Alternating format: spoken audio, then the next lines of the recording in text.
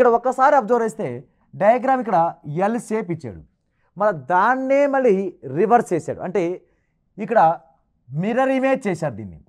ఈ ఎల్ షేప్ని ఇలా mirror image ఈ విధంగా చేశాడు. నెక్స్ట్ డయాగ్రామ్ ఈ పైనది మాత్రమే ఇచ్చాడు, కిందది ఇటువైపు కానీ ఇటువైపు కానీ ఏమి ఇవ్వలేదు.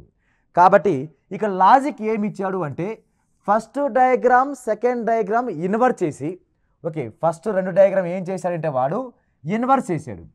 ఫస్ట్ రెండు డయాగ్రామ్ని ఇన్వర్స్ కావాలంటే చెక్ చేద్దాం. ఓకే ఇది ఇలా ఉన్న డయాగ్రామ్ మళ్ళీ రివర్స్ అయితే ఇలా అవుతుంది.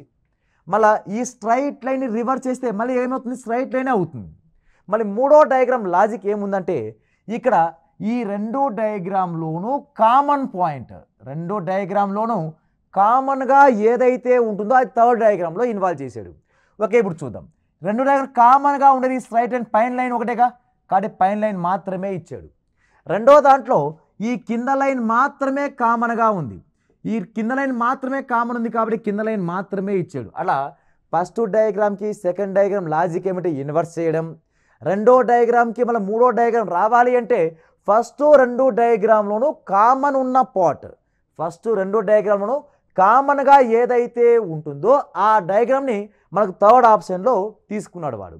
ఆ లెక్క ప్రకారం ఇప్పుడు ఫస్ట్ దాని లైన్ని దీన్ని ఇన్వర్స్ చేస్తే అదే లైన్ ఏర్పడుతుంది. మరి రెండిట్లో కామన్గా ఉండేది మళ్ళీ సేమ్ అదే లైన్ కామన్గా ఉంది కాబట్టి దేర్ ఫోర్ స్ట్రైట్ లైనే మనకు ఆన్సర్ వస్తుంది.